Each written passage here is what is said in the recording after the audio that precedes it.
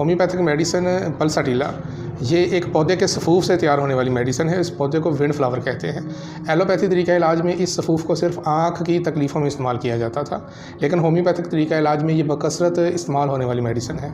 इस मेडिसिन में ज़हनी और जिस्मानी अलामतें तब्दील होती रहती हैं। पल्साटिला का मरीज़ नरम मिजाज, रोने की तरफ माइल और बुज़दिल होता है। ये मिजाज औरतों में आम पाया जाता है, इसलिए ये औरतों की मशहूर मेडिसिन। इस मेडिसिन का मरीज़ सब के लिए दिल में नरमी रखता है, बात बात पर रो पड़ेगा और छुई मुई की तरह गुमसुम हो जाएगा। छोटी छोटी बात को भी शिद्दत से दिल पर लेता है और जब ये देखे कि उसकी अना को कुचला गया है तो वो बहुत ज़्यादा बेइज्जती महसूस करता है और चिढ़ जाता है।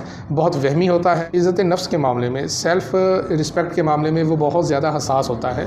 मामूली बातों से भी उसके जज्बात को ठेस पहुँचती है और उसे हर वक्त ये वहम रहता है कि कोई मेरी बेइज्जती कर रहा है, लेकिन वो तशद्दुद पसंद नहीं होता और मार धाड़ पर नहीं उतर आता, बल्कि बहुत गमगीन, मायूस और बेहौसला हो जाता है। बहुत ज़्यादा रोता रहता है, तो तोहमात में घिरा हुआ रहता है। ऐसे मरीज़ जिनमें मजहबी जुनून भी पाया जाए वो भी पल्साटिला के दायरे में आते हैं। ख़ुसूसन औरतें इस जुनून का ज़्यादा शिकार होती हैं, चूँकि वो अपने गुस्से के जज्बात को दबाती रहती हैं, इसलिए बिल आखिर उनके ये जज्बात ज़हनी पागलपन में तब्दील हो जाते हैं और इस पागलपन का इजहार उनकी बातों और ख़यालात से होता है। मसलन उनके दिमाग में यह ख्याल बैठ जाता है कि फ़लाँ खुराक बनी हुए इंसान की हिलाकत की मूजब बनेगी, इसीलिए वो तनज़्ज़ुल पजीर हैं। ये एक ख़ासा पल्साटिला का होता है। लाइकोपोडियम के बाद असरात जिनकी वजह से इंसान बेहद शर्मीला हो जाए, हत्ता कि अपने साये से भी डरे, तो पल्साटिला उनका त्रियाक साबित होती है। बाज़ औक़ात पल्साटिला की मरीज़ औरतों को शादी से नफ़रत होती है। अगर शादी से नुमायाँ तौर पर नफ़रत पाई जाए और कोई दूसरी नफसियाती वजह मालूम ना हो तो हम मरीज़ा को पल्साटिला इस्तेमाल करवाएंगे। पल्साटिला मैदे की तकलीफ़ों से भी इसका ताल्लुक़ है। तेल, घी और चर्बी वाली जो ग़िज़ाएँ होती हैं वो मरीज़ा को देर से हज़म होती हैं। ज़रा सी मलाई या घी खाने से मैदा जवाब दे जाता है। बाज़ दफ़ा ऐसे मरीज़ चिकनाई से नफ़रत करने लगते हैं, लेकिन अगर नफ़रत ना भी हो तो चिकनाई वाली ग़िज़ा हज़म नहीं होती। कार्बोवेज और बाज़ और दवाओं में भी ये अलामत पाई जाती है। पल्साटिला में प्यास नहीं होती, लेकिन ठंडा पानी पीने से उसको सुकून मिलता है। ठंडा खाना खाने की ख्वाहिश होती है। मैदे की तकलीफ़ें सुबह के वक्त ज़्यादा हो जाती हैं और ज़हनी तकलीफ़ें शाम को बढ़ जाती हैं। अमूमन डिप्रेशन और उदासी के दौरे भी शाम को पड़ते हैं। ऐसे मरीज़ों के लिए ये वक्त बहुत तकलीफ़देह होता है। ठंडी हवा में और हल्की हरकत करने से मरीज़ को आराम मिलता है और गर्म कमरे में जाने से तकलीफ़ बढ़ जाती है। मरीज़ की अंदरूनी सर्दी की कैफियत गर्म कमरे में जाकर और भी शिद्दत इख्तियार कर लेती है। पल्साटिला में ये अजीब तज़ाद पाया जाता है कि बज़ाहिर जिस्म गर्म होता है, लेकिन मरीज़ अपने अंदर सर्दी महसूस करता है और गर्म कमरे में जाने के बावजूद सर्दी का एहसास कम नहीं होता बल्कि ज़्यादा हो जाता है। पल्साटिला का असर सल्फ़र से ज़ाहिर होता है। हाथ पाँव की जलन के अलावा पल्साटिला की दूसरी अलामतें सल्फ़र से नहीं मिलती। अगर सल्फ़र ज़्यादा मिकदार में इस्तेमाल की गई हो तो पल्साटिला दें, और पल्साटिला ज़्यादा दी हो तो सल्फ़र देने से उसका असर ज़ाहिर हो जाता है। अगर सोराइसिस या चंबल में छोटे छोटे दायरों की शक्ल में दाने ज़ाहिर हों और वो दाने भूरे रंग के और जिस्म के अंदर दबे हुए महसूस हों, तो ऐसी सोराइसिस के लिए पल्साटिला अच्छा काम करती है। पल्साटिला में जिस्म के किसी एक हिस्से में रगें फूल जाती हैं और उनमें खून जम जाता है, रगों का जाला बन जाता है और सोजिश भी नुमायाँ होती है। अमूमन हमल के दौरान पिंडलियों और टांगों पर यह तकलीफ़ हमला करती है। इसके साथ अल्सर और ज़ख़म बनने का रुझान भी हो तो पल्साटिला बहुत मुफीद मेडिसिन है। पल्साटिला नज़लाती बीमारियों में मुफीद है। ये दायमी नज़ला या अंदरूनी झिल्लियों की बीमारियों को ठीक करती है। ऐसा नज़ला छाती में उतरता है तो गाढ़ी बलगम निकलती है। सही दवा खाने से अल्लाह के फजल से जल्दी आराम आ जाता है। नज़लावी तकलीफ़ें चूँकि एक दूसरे से मिलती जुलती हैं, इसलिए इनमें फ़र्क करना बहुत मुश्किल है। नाक बंद हो तो अक्सर पल्साटिला जहन में आती है। ताहम और भी बहुत सी दवाओं में ये अलामत पाई जाती है, जिनकी तफसील मैं अलहदा किसी वीडियो में समझाऊंगा आपको। नाक बंद भी होता है, फिर भी कुछ ना कुछ नज़ला जारी रहता है। नक्सवामिका और कोकस की कटाई भी इसमें मुफीद है। मरीज़ के मिजाज को पेश नज़र रखकर दवा तलाश करें तो इंशाल्लाह कामयाबी ज़रूर होगी। जो बच्चियां जवानी की उम्र को पहुंच रही हों उनको कलकेरिया फास के अलावा पल्साटिला भी बहुत ख़ास मेडिसिन बन जाती है। पाँव भीगने पर अक्सर माहवारी बंद हो जाती है या बहुत देर से आए तो पल्साटिला बहुत अच्छा असर दिखाती है। ऐसी पल्साटिला की मरीज़ाओं को सारा महीना यही एहसास होता रहता है कि माहवारी आने वाली है लेकिन आती नहीं है। औरतों के हैज़ ख़त्म होने के ज़माने यानी सन यास या मेनोपॉज के ज़माने में तकलीफ़ें जो आती हैं उनमें पल्साटिला काम करती है। इसे पल्साटिला या बेलाडोना से मिला कर देने से काफ़ी बेहतर नतीजे सामने आते हैं। अमूमन चेहरे पर गर्म हवा के झोंके महसूस होते हैं और चेहरा सुर्ख हो जाता है। खून की कमी की शिकार औरतों में हैज़ का वक्त लंबा हो जाए तो खून पतला हो जाता है। चूँकि पल्साटिला खून की कमी की भी बेहतरीन मेडिसिन है, इसलिए ऐसी औरतों को अमूमन पल्साटिला दी जानी चाहिए जिनके हैज़ रुक चुके हों लेकिन उसकी वजह खून की कमी हो। चंद महीनों में खून की कमी पूरी करने के बाद ये मेडिसिन उनकी माहवारी को मौत मुतदल तरीके से जारी कर देती है। ऐसी सूरत में पल्साटीला खून की कमी पूरी किए बगैर हैज़ जारी नहीं करेगी। अगर खून की कमी ना भी हो और स्याही माइल और थोड़ा थोड़ा खून आए तो इसका फौरी तदारक पल्साटीला से किया जा सकता है। पल्साटीला में कमर और कंधों में दर्द होता है, सख्त चीज़ से दबाने से और दर्द की शिद्दत में कमी आती है। इसी तरह सख्त चीज़ पर सोने से भी आराम महसूस होता है। इसके अलावा पल्साटीला का सर दर्द दर्द शकीका से मुशाबत रखता है। अमूमन एक तरफ होता है, कान पट्टियों में अंदर की तरफ जाता है और चेहरे की एक ही तरफ महसूस होता है। इस दवा की ख़ास अलामत यह है कि जिस्म की एक तरफ गर्म और एक तरफ ठंडी होती है। यह गर्मी सर्दी का फ़र्क हाथ लगाने से भी महसूस होता है। चेहरा एक तरफ से तमतमाया हुआ और दूसरी तरफ से ठंडा और जर्द, गोया खून नहीं रहा। ये एक ऐसी नुमाया अलामत है कि जिसके नतीजे में पल्साटीला की पहचान मुश्किल नहीं होती। इसलिए सर दर्द की दूसरी मेडिसिन की तरह इस मेडिसिन को भी मद्देनज़र रखना चाहिए, लेकिन ये ज़रूरी नहीं कि हर दर्द में ये अलामत मौजूद हो। अगर ये अलामत ना भी हो फिर भी दीगर बिलमिसल अलामतें मिलने से पल्साटीला काम आ सकती है। इसके अलावा पल्साटीला में आँखों की अलामतें बहुत नुमाया हैं। ग्वांजनियाँ निकलती हैं, पल्साटीला का अच्छा इलाज है। आँखों से गाढ़ा मवाद निकलता है, पलकें मुतवर्रम और चिपकी हुई रहती हैं। छोटे बच्चों में आशोब चशम होता है, आँखों से पानी जारी रहता है और इसके अलावा आँख के पर्दे की सोजिश होती है। अगर इन अलामात की मौजूदगी में पल्साटीला काम नहीं करेगी या काम अधूरा छोड़ देगी तो होम्योपैथिक मेडिसिन नेट्रोम्योर देने से यह काम मुकम्मल हो जाता है। इसके अलावा पल्साटीला कानों की एक बेहतरीन मेडिसिन है। कानों की इन्फेक्शन हो या कानों से बदबूदार गाढ़ा मवाद निकले और ऊंचा सुनाई दे तो ये बहुत मुफीद मेडिसिन है। नज़लाती असरात कान में मुंतकिल हों तो पल्साटीला के मरीज़ की तबीयत में नरमी और दर्द के साथ रोने का रुझान गालब होता है, जिसमें अजीब तरह की बेचारगी और बेबसी का इजहार होता है। लेकिन अगर कान के दर्द के साथ गुस्सा पाया जाए तो पल्साटीला के बजाय कैमोमीला दवाई देनी चाहिए। पुराने नज़ले के साथ नाक की अंदरूनी नाली में खुश्की का एहसास होता है, मवाद जमकर सख्त हो जाता है जिसकी वजह से हल्का हल्का दर्द भी होता है। ऐसी तकलीफ़ में पल्साटीला आराम देती है। इस मेडिसिन में नज़लाती खराजात इब्तदा में सफ़ेद होते हैं लेकिन जल्द ही जर्दी माइल और बदबूदार भी हो जाते हैं। कुव्वत शामिया कम हो जाती है और बिल्कुल ख़त्म हो जाती है। सूंघने की कुव्वत ख़त्म हो जाती है। सुबह के वक्त बलगमी खांसी होती है जो शाम तक बिल्कुल खुश्क खांसी में तब्दील हो जाती है। और मरीज़ में नज़ले का पुराना रुझान हो तो नक्सीर भी फूटती रहती है। नक्सीर का हैज़ से भी ताल्लुक़ होता है। अगर हैज़ रुक जाए और नक्सीर आए तो पल्साटीला की बजाय ब्रायोनिया दवा देनी चाहिए, लेकिन अगर हैज़ जारी रहते हुए नक्सीर आए तो पल्साटीला दवा बनती है। पल्साटीला में शाम को एलर्जी की शिद्दत में इजाफा हो जाता है, लेकिन नेट्रोम्योर में इससे बिल्कुल बरअक्स सुबह के वक्त ख़ुसूसन 9 बजे ज़्यादा तकलीफ़ होती है। अगर सर्दी से गर्म कमरे में आने से छींकें आएँ तो उसकी दवा पल्साटीला है, और अगर गर्मी से सर्दी में जाने से छींकें आएँ तो सबाडीला, सिलेशिया या नेट्रोम्योर इस्तेमाल करवानी चाहिए। मैं हूँ होम्योपैथिक डॉक्टर मोहम्मद रिजवान। आप देख रहे हैं मेरा YouTube channel Rizwan homeopathic clinic. अगर आप चाहते हैं कि आप होम्योपैथिक नॉलेज हासिल करें तो मेरे यूट्यूब चैनल को सब्सक्राइब करें। इसमें आप लोगों को बहुत अच्छे तरीके से बहुत सी मालूमात फ्री में दी जाती हैं। मज़ीद बात करते हैं पल्साटीला की।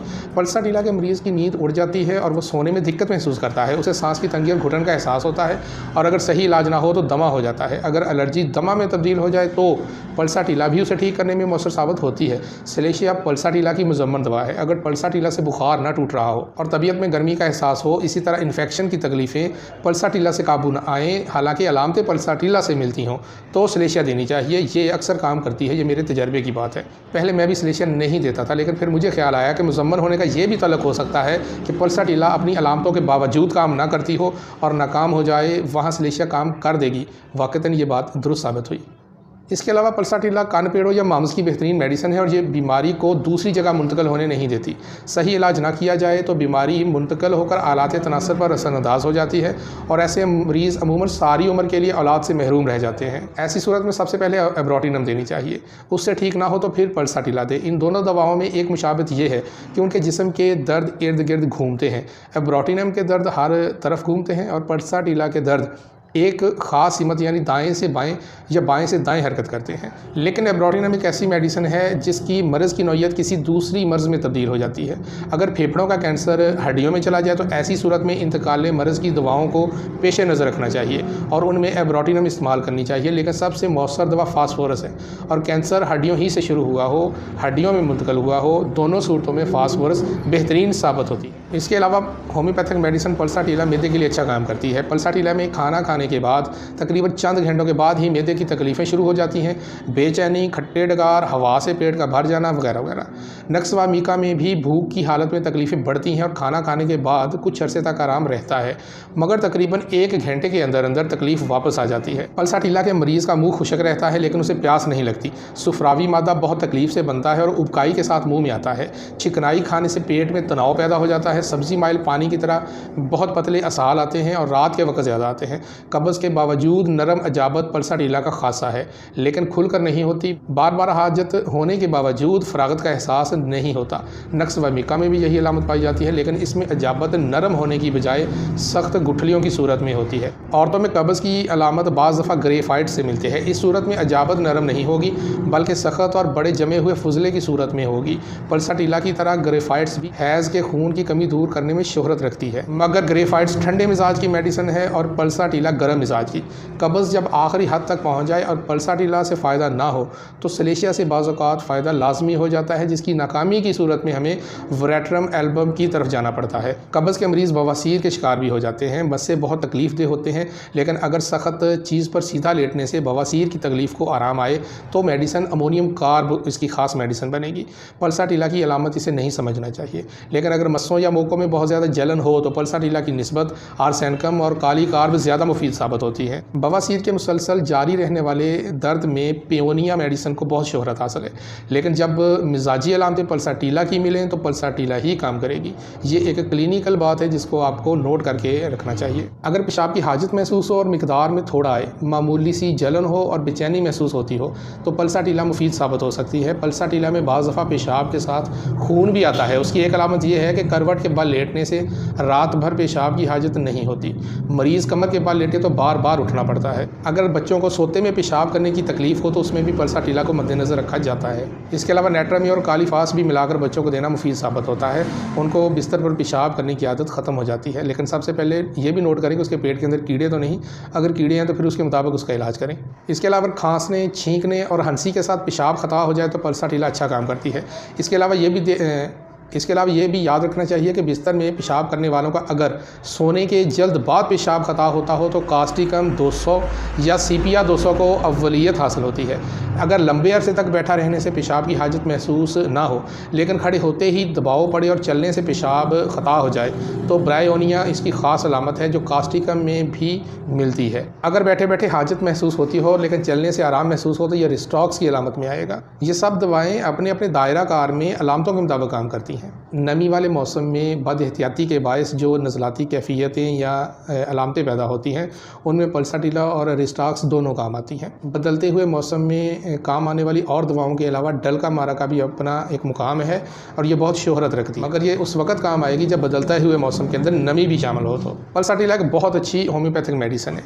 ये वीडियो लंबी हो रही है लेकिन इसके अंदर जितनी बातें मैं बोलूँगा वो सब काम आने वाली हैं। आप गौर से देख लें, समझ लें और इस वीडियो को सदका समझ के शेयर कर दें ताकि हो सकता है आपकी वजह से किसी और के लिए रास्ता आसान हो जाए, उसको मंजिल मिल जाए, वो आपको यकीनन दुआएं देगा।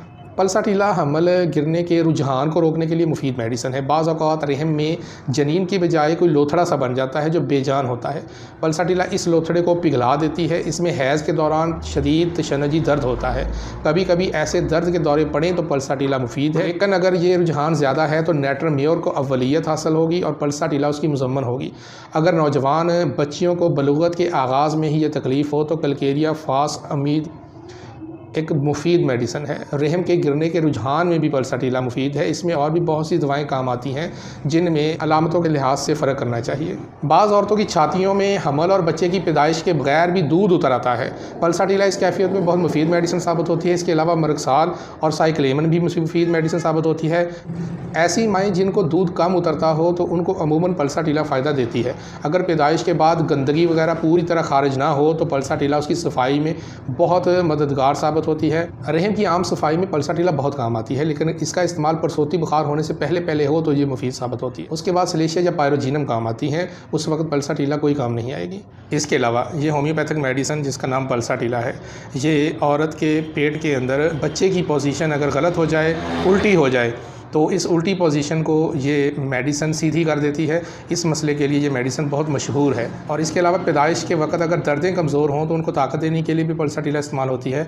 और बाज़ औक़ात कुछ डॉक्टर रूटीन में 9वें महीने से इस मेडिसिन को देना शुरू कर देते हैं, लेकिन दर्दें शुरू होने के बाद वज़ाए हमल में सहूलत पैदा करने के लिए इससे बेहतर मेडिसिन मैग्नीशिया फास और काली फास का मुरक्कब है। दोनों की कुछ गोलियां पानी में घोलकर घूंट पिलाएं तो वज़ाए हमल में बहुत सहूलत होती है। इसको आप दोनों मेडिसिन को 6x में लेके मरीज़ा को इस्तेमाल करवा सकते हैं। पल्साटीला रीढ़ की हड्डी के मोहरों के टेढ़ेपन में एक आला काम करने वाली मेडिसिन है। यह रीढ़ की हड्डी के उज़लात को ताकत देकर उन्हें सीधा कर देती है और दोनों अतराफ से तनाव को बराबर कर देती है। अगर बच्चों की रीढ़ की हड्डी में खम बढ़ जाए तो कद नहीं बढ़ता और ऊंचा होने के बजाय कुबड़े होने लगते हैं। पल्साटीला ऐसे कुबड़ों के लिए मुफीद मेडिसिन साबित होती है। पल्साटीला के मरीज़ के किसी उज़व में दर्द होता हो तो वो उज़व सिकुड़ने लगता है और कमज़ोर हो जाता है। मसलन टांग में देर तक दर्द रहे तो टांग छोटी हो जाती है। दर्द से माउफ टांगें हों या बाजू दोनों सूखने लगते हैं। अगर मैदे की अलामतें पल्साटीला की हों और मलेरिया भी हमला कर दे तो पल्साटीला मुफीद है।